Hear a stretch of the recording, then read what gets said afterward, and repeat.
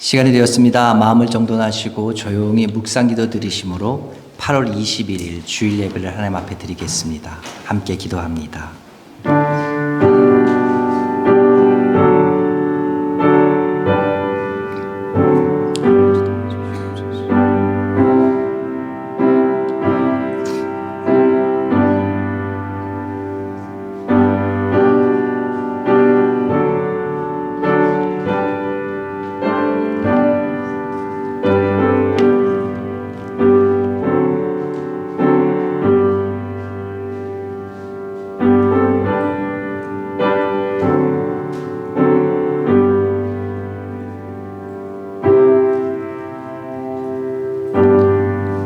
여호와여, 내가 주께 피하오니 주의 이로 나를 건지시며 나를 품어주시며 주의 길을 내게 기울이사 나를 구원하소서. 주는 내가 항상 피하여 숨을 바위가 되소서. 주께서 나를 구원하라 명령하셨사오니 이는 주께서 나의 반석이시요 나의 요새심이니이다. 주 여호와여, 주는 나의 소망이시요 내가 어릴 때부터 신뢰하니시라. 내가 모태로부터 주를 의지하였으며 나의 어머니의 배에서부터 주께서 나를 택하셨사오니 나는 항상 주를 찬송하리이다. 주를 찬송함과 주께 영광 돌림이 종일토록 내 입에 가득하리이다. 아멘. 하나님 아버지, 감사합니다. 주님께서 우리를 불러주셔서 세상 모든 것들 바쁜 것 다 뒤로 하고 오늘 주 앞에 예배드리는 것이 가장 소중하여서 이 자리에 나왔습니다. 하나님, 이 자리에 나와서 예배드리는 사랑하는 성도들 주님 기억하여 주시고 오늘도 예배 시간을 통하여 우리에게 주시기에 부족 넉넉한 귀한 은혜로 부어주셔서 하나님 주신 그 귀한 은혜를 가지고 우리들도 일주일 동안 그 은혜 가지고 살아갈 수 있도록 넉넉한 은혜를 공급받을 수 있는 귀한 예배 시간 될 수 있도록 인도하여 주시옵소서. 마음의 분주함들, 마음의 많은 생각들 다 내려놓고 이 시간 온전히 나를 위해 십자가를 지신 주님만 바라보며 나아가길 원합니다. 하나님 함께하여 주셔서 우리의 생각들을, 우리의 마음들을, 우리의 모든 것들을 정결케 하시옵고 뿐만 아니라 온전히 주 앞에만 집중하여 드릴 수 있는 귀한 예배 시간 될 수 있도록 주여 인도하여 주시옵소서. 성령께서 운행하여 주시옵소서. 성령께서 주장하여 주시옵소서. 예수님의 이름으로 기도드렸사옵나이다. 아멘. 할렐루야. 지난 한 주간 평안하셨습니까? 우리 몇 주간 못 뵀던 우리 분들도 계시고 또 우리 예진이도 돌아왔습니다. 우리 지난주에 못 뵀던 분들도 계신데 반갑습니다. 우리 앞뒤에 계신 분들과 인사하시겠습니다. 반갑습니다. 안녕하셨지요? 평안하셨습니까? 건강하시지요? 저는 요즘 일기예보를 보면 주일날 일기예보 날씨만 봅니다. 다른 날 날이 워낙 덥기 때문에. 근데 참 우리 하나님 은혜 베풀어 주셔서 어제까지 굉장히 더운데 오늘 또 시원한 날씨를 주셨는데 얼마나 감사한지요. 또 시원한 가운데 예배 드릴 수 있어서 참 감사드립니다. 우리 언제나 항상 예배 드릴 수 있기를 기뻐할 수 있는 여러분 되시길 간절히 기도합니다. 우리 52주 성경 감성 챌린지 계속하고 있습니다. 오늘 말씀이 참 재밌는 말씀입니다. 우리 한번 말씀 다 같이 한번 읽어볼까요? 굉장히 재밌는 말씀입니다. 출애굽기 23장 5절에 있는 말씀입니다. 함께 읽습니다. 시작. 내가 만일 너를 미워하는 자의 나귀가 짐을 싣고 엎드러짐을 보거든 그것을 버려두지 말고 그것을 도와 그 짐을 부릴지니라. 아멘. 미워하는 사람의 나귀가 짐을 싣고 가다 넘어졌는데 그걸 보고 아유 꽃이다 잘됐다 그러지 마시고 그것을 버려두고 그것을 도와 짐을 부리는 것이 그리스도인들의 모습이라고 말씀합니다. 말씀을 생각하시면서 외우시면서 다시 한번 또 묵상할 한 주 되시길 바랍니다. 오늘 주신 하나님의 말씀입니다. 신약성경 마가복음 10장 1절에서 9절에 있는 말씀입니다. 우리가 결혼식에서 참 많이 사용되는 말씀인데요. 마가복음 10장 1절에서 9절에 있는 말씀입니다. 제가 봉독합니다. 예수께서 거기서 떠나 유대 지경과 요단강 건너편으로 가시니 무리가 다시 모여들거늘 예수께서 다시 전례대로 가르치시더니 바리새인들이 예수께 나와 그를 시험하여 묻되 사람이 아내를 버리는 것이 옳으니이까? 대답하여 이르시되 모세가 어떻게 너희에게 명하였느냐? 이르되 모세는 이혼 증서를 써주어 버리기를 허락하였나이다. 예수께서 그들에게 이르시되 너희 마음이 완악함으로 말미암아 이 명령을 기록하였거니와 창조 때로부터 사람을 남자와 여자로 지으셨으니 이러므로 사람이 그 부모를 떠나서 그들이 한 몸이 될지니라. 이러한즉 이제 둘이 아니요 한 몸이니 이러므로 하나님이 짝지어 주신 것을 사람이 나누지 못할지니라 하시더라. 아멘. 오늘 말씀을 한번 제가 질문으로 한번 시작해 보도록 하겠습니다. 여러분, 어떤 분이 있는데 그분이 십계명을 굉장히 잘 지키는 분이 계십니다. 그렇다면 그분은요, 충분하게 거룩하고 경건하며 신앙인의 삶으로 살아가는 그런 분이실까요? 아니면 그저 그냥 의로운 정도로 의롭게 살아가시는 그런 분이실까요? 어떤 분이 정말 십계명을 철저하게 지키는 분이 있다면 그분이 정말 신앙으로 거룩하고 경건하게 그렇게 사시는 분일까요? 아니면 그저 그냥 의롭게 사는 그런 분이실까요? 십계명은 우리가 잘 알다시피 10가지 계명 10가지로 구성되어 있습니다. 그런데 이 십계명을 그대로 지킨다는 것, 하나님을 사랑하고 뿐만 아니라 이웃을 이와 같이 섬기며 살아간다는 것은 참 쉽지는 않습니다.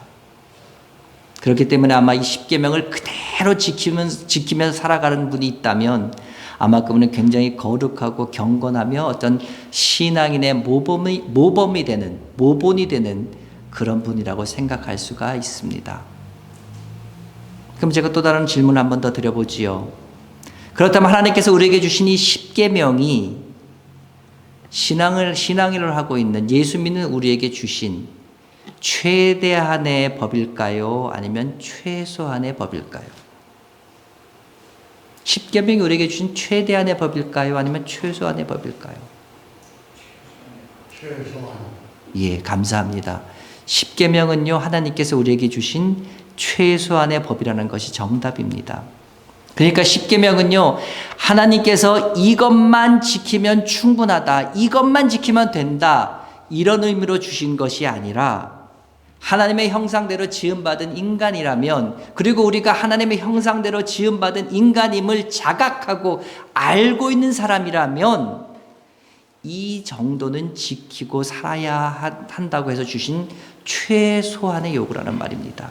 그러니까 십계명은요, 이것만 지키면 된다는 것이 아니라 이 정도는 지켜야 하는 최소한의 요구란 말이죠. 자, 그러면 이제 이런 전제를 가지고 다시 한번 처음의 질문으로 돌아가 보겠습니다. 어떤 분이 십계명을 굉장히 잘 지킨다면 거룩하고 경건하며 신앙인의 삶의 어떤 모범이 되는 그런 분이라고 말할 수 있겠습니까? 아니면 그분은 그저 의롭게 사는 정도의 그런 분이라고 말할 수 있을까요?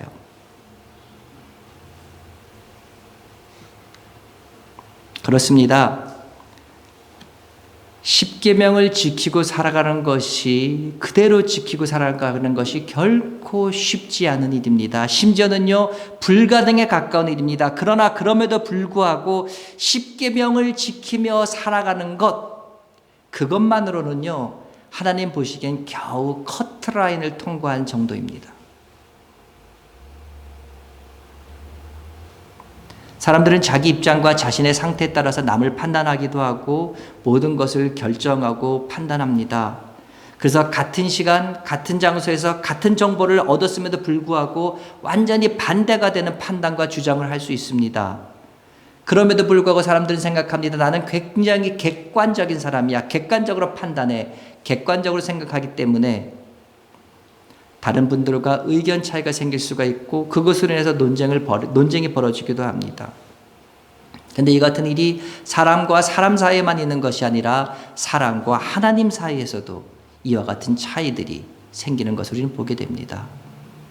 오늘 성경을 볼까요? 예수님께서 유다 지역에서 요단강 건너편 지역으로 가셔서 사역을 시작하십니다. 그 시작하시니까 소문이 퍼졌겠지요. 많은 사람들이 막 몰려옵니다. 그러니까 오늘 성경 보니까 전례대로 가르치셨다. 지금까지 하셨던 그대로 그들에게 가르치기 시작하셨습니다. 근데 그때 마침 누가 옵니까? 바리새인들이 찾아옵니다. 그리고 예수님께 아주 뜬금없는 질문을 합니다. 2절에 보면 뭐라고 되어 있습니까? 바리새인들이 예수께 나와 그를 시험하여 묻되 사람이 아내를 버리는 것이 옳으니까. 틀림없이 시험하여 물었다고 되어 있지요. 근데 바리새인들이 그 지역에서 예수님께서 바로 그 질문을 한 이유가 있습니다. 왜냐하면요, 지금까지 예수님께서 사역하셨던 요단강을 중심으로 해서 유다 지역이 아닌 그 건너편인 이 베레아 지방은요, 헤롯 안티파스, 성경에 보면 헤롯 안디바라고 나옵니다. 헤롯 안디바가 통치한 그런 지역이었습니다. 이 사람은 어떤 사람입니까? 자신과 결혼해서 잘 살고 있었던 그 부인이었던 파사 앨리스와 어느 날 갑자기 이유 없이 이혼을 합니다. 그리고요, 그의 이복 동생의 아내였다가 이혼한 헤로디아와 결혼합니다. 학자들에 따라서는요, 이 헤롯 안티파스가 뒤에서 뭔가 무슨 일을 벌여서 이 이복 동생과 헤로디아의 이혼을 만들었다라 얘기하기도 하지만 어떤 증거는 없습니다. 어쨌든요, 이 사람은요, 지금 결혼한 사람 헤로디아가 누굽니까? 자신의 제수 씨, 그러니까 정확히 말하면 자신의 엑스 제수 씨와 결혼해서 지금 살고 있는 굉장히 부도덕한 그러한 인물이었습니다. 그래서 성경 보면요, 이것을 가지고 비판한 사람이 바로 세례 요한이었고요. 그것 때문에 세례 요한을 괘씸하게 생각했던 그 헤로디아가 계략을 꾸며서 세례 요한의 목을 잘라 죽이는 그와 같은 일이 있었습니다. 이처럼 이것은 당시 유대 사회에서 굉장히 큰 이슈가 되어진 그러한 일이었습니다. 유대인들에게 어떤 이혼에 대한 기준의 역할을 한 것이 구약성경 신명기 24장 1절입니다. 제가 읽어드릴게요. 사람이 아내를 맞이하여 데려온 후에 그에게 수치되는 일이 있음을 발견하고 그를 기뻐하지 아니하면 이혼 증서를 써서 그의 손에 주고 그를 자기 집에서 내보낼 것이요. 어떤 사람이 결혼해서 왔는데 어떤 수치되는 일이 있다는 거예요, 그 아내에게. 그래서 그것을 기뻐하지 않는다면 이혼 증서를 써서 그의 손에 주고 그 여인을 자기 집에서 내보내면 된다. 이렇게 이혼에 대해서 규정하고 있습니다. 여기서 수치되고 있는 해석에 대해서는요, 두 파로 나눠져 있었습니다. 좀 엄격한 파였던 샴마이 파에서는요, 이런 수치스러운 일을 간음이라고 생각했습니다. 근데 이 간음이 결혼 후에 있는 간음이 아니었습니다. 왜냐하면 결혼 후에 간음하면 어떻게 됩니까? 그것은 이혼의 문제가 아니라 사형의 문제였지요. 돌로 쳐서 죽일 짓이라 했으니까. 그러니까 여기서 말하는 간음은 결혼 전에 있었던 어떤 그와 같은 일에 대했을 때 그 남편이 수치스러움 느꼈다. 그러면은 그것은 이혼해도 된다. 이렇게 좀 엄격한 학파였던 샴마이 학파에서는 생각했습니다. 반면 자유적인 힐레네 학파에서는요, 남편이 수치를 느꼈다면 그것이 무엇이든 다 이혼의 사유가 된다고 생각했습니다. 그러다 보니까 손님을 초청했는데 음식 대접이 부실했다든지, 심지어는요, 우리가 보기에 어이가 없는 밥을 하다가 밥을 태워서 그 밥을 남편에게 줬다. 그러면 이 부인이 나를 공경하는 것이 아니다라고 생각했기 때문에 난 이거 수치스럽게 느꼈다. 이 수치의 주체가 누굽니까? 철저히 남편이죠. 남자지요. 그런 일을 가졌다면 우리가 생각했을 때 어이없는 일에서까지 이혼 증서를 주고 보낼 수 있었단 말이죠. 이와 같은 상황에서 이혼의 문제, 오늘 성경의 본문대로 보면은요, 아내를 내보내는 이 문제는 예수님을 궁지로 몰기 위한, 성경에서 보면 오늘 성경 본문에 볼 때 시험하여 모독되라는 말이 있는 것처럼 예수님을 궁지에 몰아넣기에는 가장 적합한 문제였습니다. 왜냐하면요, 만약에 예수님께서 이혼해도 된다 말씀하시면 평소에 예수님께서 말씀하셨던 사랑, 용서, 이와 같은 모든 예수님의 가르침은 그야말로 말뿐인 것이 되지요. 더 큰 것은 뭡니까?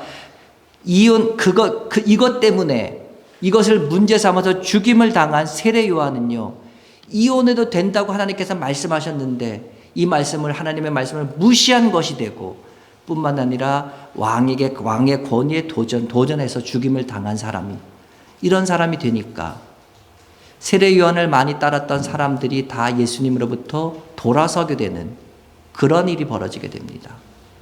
만약 반면에 이혼을 해서 안 된다고 만약에 말한다면 유대인들은 벌떼처럼 일어나겠지요. 이것은 율법입니다. 모세가 말한 율법인데 당신이 율법을 무시하려고 합니까? 이렇게 벌떼처럼 일어난 동시에 헤로드 왕과 헤로디아 왕에게 어떤 비판한 것이 되어서 세례 요한과 같은 운명에 빠뜨릴 수 있는 구실을 줄 수 있는 그와 같은 굉장히 어떤 예수님을 무엇이라고 대답해도 예수님이 참 어려울 수밖에 없는 그런 궁지에 몰아넣기 좋은 그러한 문제였습니다. 근데 이 질문을 받은 예수님이 어떻게 하십니까? 예수님이 다시 질문하십니다. 3절입니다. 대답하여 이르시되 모세는 너에게 어떻게 명하였느냐? 바리새인들이 당당하게 말하죠. 율법에 대해서는 꿰고 있었던 사람들이니까. 4절입니다. 이르되 모세는 이혼 증서를 써주어 버리기를 허락하였나이다. 이혼 증서를 써서 버리라고 한 것, 이것이 당시 바리새인들에게 있었던, 남자들에게 있었던 이혼에 대한 생각이었습니다. 아내는 이혼 증서만 써주면 얼마든지 버릴 수가 있고, 그리고 그것은 모세가 허락한 것, 율법이 자신들에게 허락해서 권리를 부여한 것, 이렇게 생각했습니다. 물론 이것은 모세의 말이 맞았고요. 율법에도 이와 같이 나와 있는 것이 맞았습니다. 아까 읽어드린 신명기 24장 1절에 그렇게 나와 있으니까. 그렇지만 이 사람들이 한 가지 간과한 것, 생각하지 못한 것이 있습니다. 그것은 왜 모세가 이혼 증서를 써주고 아내를 버리는 것을 허락했는가? 이 부분에 대해서 그들은 한 번도 생각한 적이 없습니다. 왜 모세는 이혼 증서를 써주고 아내를 내보내는 일을 허락했는가? 물론 그 당시 여성의 인권은 없었습니다. 거의 바닥 수준이었습니다. 뿐만 아니라 남자들은요, 자신들의 권리를 더 높여주고 확대시켜주는 이와 같은 율법의 해석들에 대해서 반기를 들 필요가 전혀 없었기 때문에 그들은 스스로에게 이와 같은 질문, 왜 모세는 이혼 증서를 써줘서 아내를 내보내라고 했는가? 이와 같은 질문을 할 이유가 없었습니다. 서로 극소수가 이와 같은 질문을 했다 하더라도 이 문제에 대해서 정직하게 대답했을 리가 없겠지요. 그들에 대해서 예수님께서는 이렇게 말씀하십니다. 5절에서 예수께서 그들에게 이르시되 너희 마음이 완악함으로 말미암아 이 명령을 기록하였거니와. 예수님께서 제일 먼저 바리새인에게 말씀하신 것은 이겁니다. 이혼이 허락되어 있다 하더라도 그것은 당연한 것이 아니다. 그들은 이혼에 대해서 허락됐으니까 마음대로 사용하자, 마음대로 이용하자 생각했습니다. 근데 하나님께서는요, 그 허락을 결코 흔쾌한 마음으로, 기쁜 마음으로 기꺼이 허락하신 것이 아니라 더 심각한 상황을 막기 위해서 해주신 하나님의 허용이었을 뿐입니다. 한번 상상해 보도록 하지요. 만약 하나님께서 원천적으로 이혼을 봉쇄하셨으면 어떻게 됐을까요? 사람이 완악하지 않았다면 아무리 큰 잘못을 했다 하더라도 서로 포용하고 용서하고 이해하고 이정처럼 사랑하며 살아갈 수 있기 때문에 문제가 없겠지요. 근데 오늘 성경에서 예수님께서 뭐라고 말씀하십니까? 너희 마음이 완악함으로 말미암아 이것이 기록됐다. 그 마음이 완악하단 말이에요. 마음이 완악하니까요, 어떻게 됩니까? 특히나 여성은 남성의 소유로 여겨졌던 그 당시 문화 가운데서 여성은 틀림없이 학대의 대상, 폭력의 대상이 될 수밖에 없었을 거고요. 그럼에도 불구하고 법적으로는 전혀 어떻게 보호받을 수 없는, 법적으로 남편을 처벌할 수 없는 그와 같은 심각한 상황 가운데 놓일 수밖에 없었을 겁니다. 하나님께서는요, 더 큰 죄를 막기 위해서, 더 큰 비극을 막기 위해서요, 시집에서 쫓겨난 여인도 최소한의 보호를 해주고 다시 결혼해서 정상적인 삶을 살아갈 수 있는 길을 열어주시기 위해서 이혼 증서를 써주고 내보내도 좋다라고 허용하신 겁니다. 그렇게 하시기를 기뻐하셔서 이것을 이렇게 허락해 주신 것이 아니라 인간이 죄인이고 마음이 완악하기 때문에 어쩔 수 없이 그렇게 하셨다는 말입니다. 제가 오늘 앞에서 장황하게 이혼의 문제에 대해서 이렇게 말씀을 드린 이유가 있습니다. 저는 오늘 말씀을 보면서 이런 생각을 했습니다. 우리에게 허락된 것들, 그리고 우리에게 허용해 주신 것들, 이런 부분들에 대해서 저는 다시 한번 생각해 보게 되었습니다. 실제로 하나님께서 우리에게 정말로 많은 것들을 허락해 주셨지요. 많은 자유를 주셨지요. 그래, 그건 그렇게도 좋다. 그래, 그건 네 마음대로도 돼. 이렇게 우리들의 자유의지에, 자유에 맡겨놓은 것들이 정말 많이 있습니다. 그리고 우리는요, 그러다 보니까 하나님께서 허락하신 거니까, 하나님께 허락하신 것이라고 여겨지는 것들에 대해서는 아무런 꺼리낌 없이 그것을 행하고요, 그것을 선택하고 그렇게 행동합니다. 그리고 그것을 그렇게 하는 것을 너무나 당연시하게 생각합니다. 물론 그렇게 하는 것이 죄를 짓는 것이거나 그런 것이 어떤 법적인 문제가 있는 것, 심지어 신앙적으로 봤을 때도 아무런 문제가 없는 것들이기 때문에 우리는 그렇게 합니다. 그렇기 때문에 하나님께서도 그것을 허락하셨을 거고요. 근데 조금 더 깊이 있게 들어가 보면은요, 특별히 오늘 말씀의 기준점에 놓고 생각해 보면 하나님이 허락하신 것들이라고 해도, 법적으로 아무런 문제가 없는 것들이라고 해도 그 모든 것들이 다 하나님께서 기뻐하셔서 허락하신 것이 아니며, 그렇기 때문에 우리들이 그런 것을 행하는 데 있어서 너무나 당연하게, 당당하게, 당연한 권리인 양 행해서 나가는 것은 아니란 말입니다. 실제 성경에서 보면요, 성경에서 죄라고 규정하는 것은 두 가지가 있습니다. 첫째는 실제로 죄를 짓는 거예요. 실제로 악을 행하는 것. 명백히 윤리적으로 부도덕하고 실정법에도 위반될 뿐만 아니라 남에게 해를 끼치는 행동들. 이와 같은 모든 것들 다 죄입니다. 근데 성경에서는요, 이와 덧붙여서 말하고 있는 죄가 하나 있는데, 야고보서 4장 17절에 이런 말씀이 있습니다. 사람이 선을 행할 줄 알고도 행하지 아니하면 죄니라. 무슨 말입니까? 충분히 남을 유익하게 할 수 있는데도 내 이기심 때문에, 내 욕심 때문에 그 일을 일부러 행하지 않는 것. 하나님께서 원하시고 옳다고 하시는 방향이 이건데 그 방향으로 나가지 않고 있는 것, 아무것도 하지 않았지만 하지 않고 있는 것, 그것도 죄라는 말입니다. 그만큼은요, 하나님은 우리 예수 믿는 사람들에게 이 세상보다 더 높은 기준으로 살길 원하십니다. 악을 행하지 않는 것으로 만족하는 것이 아니라 선을 행하는 것까지 더 나가야 된다는 말입니다. 그래서 제가 오늘 우리가 암송하기로 한 출애굽기 23장 5절에 보면 되어 있지요. 내가 너를 미워하는 자의 나귀가 짐을 싣고 가다가 넘어졌어요. 내가 너를 미워하는 사람이에요. 아이고 잘됐다, 꽃이다. 나 맨날 미워하다더만 짐 싣고 갔다가 욕심 부릴 때 알아봤다. 그리고 가서 가만히 있어요. 죄를 짓는 건 아니에요. 물론 마음으로 그런 마음을 가졌으니까 어떤 죄가 될 수가 있겠지요. 그러나 가만히 서 있어서 아무런 죄를 짓는 것이 아니에요. 그러나 하나님께서 원하시는 건 뭡니까? 그것을 버려두지 말고 그들을 도와주라. 나를 미워하는 자의 나귀라 할지라도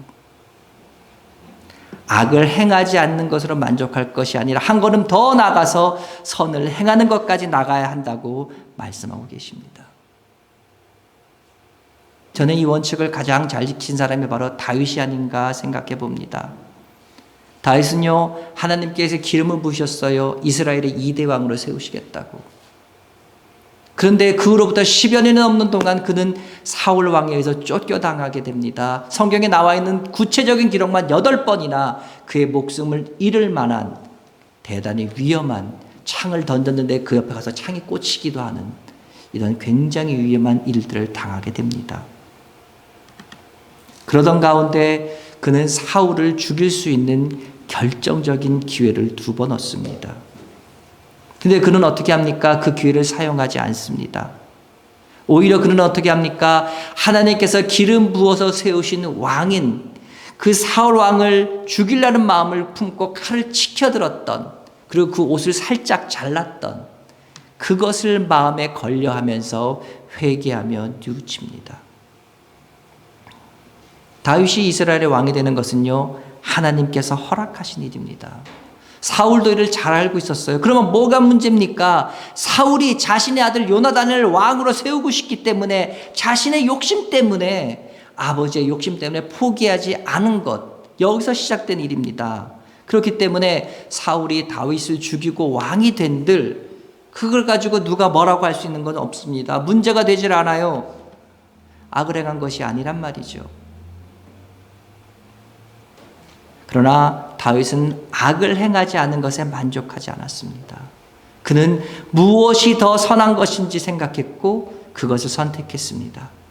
그리고 그 선택으로 해서 그가 앞으로 얼마나 더 도망자 생활을 시작해야 되는지 알 수 없고 다시금 도망자 생활이 시작되는 것임에도 불구하고 그는 그것을 선택했습니다. 나에게 허용된 것들을 내 권리로 주장하는 것 어찌 보면 당연해 보입니다.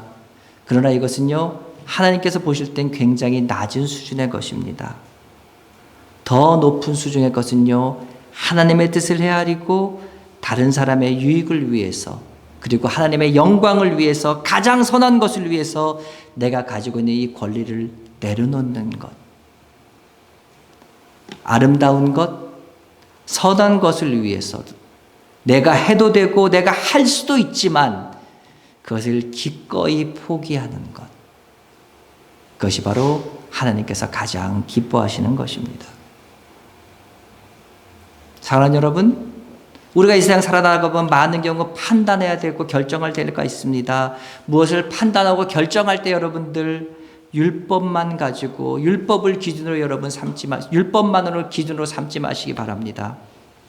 그것은요 우리가 하나님 아버지의 마음을 헤아리지 못할 때 굉장히 어린 신앙일 때 처음 신앙했을 때 우리들이 하는 일입니다. 그렇게 되면요 바리새인처럼 됩니다. 죄 때문에 허용해 주신 예외 규정을 원칙인 양 생각하고 자기 권리로 당연시했던 그 바리새인들과 같은 모습이란 말이죠.